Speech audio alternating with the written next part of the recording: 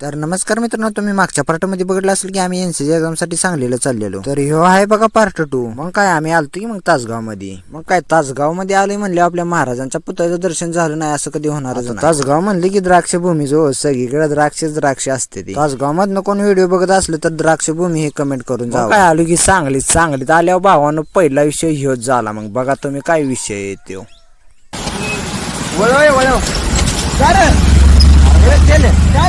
चल गे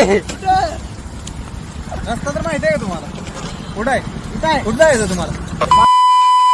तिकडं जायचं ते.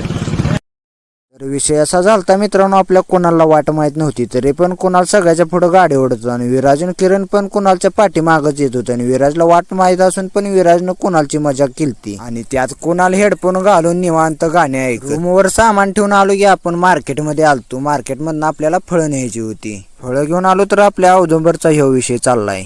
मग काय म्हणलं फोटो बिटो काढून घेऊया. मग आपला विराज भाऊ होता की कॅमेरामॅन. मग काही सेल्फी मधनं विराज भाऊ मिशी बिशी पिळून एक खतरनाकच. सकाळी उठलो तर काही सगळे आडवी तिडवी कशी पण पडले ते आणि मोबाईल बघत निवांत.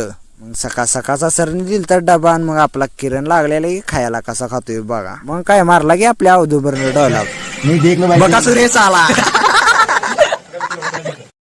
मग काय आता होता आपला सकाळी लवकर पेपर विलिंगडन कॉलेजवर. तर मित्रांनो हेच तो कोणाला येताना रस्ता चुकलेला. मग काय एक्झाम खतम झालती. मग म्हणलं फोटो बिटो काढूया. मग फोटो काढायला म्हणलं आपला विराज भाऊ असतीच फोटो काढायला. घेतो फोटो काढून मग भेटूया पार्ट 3 मध्ये.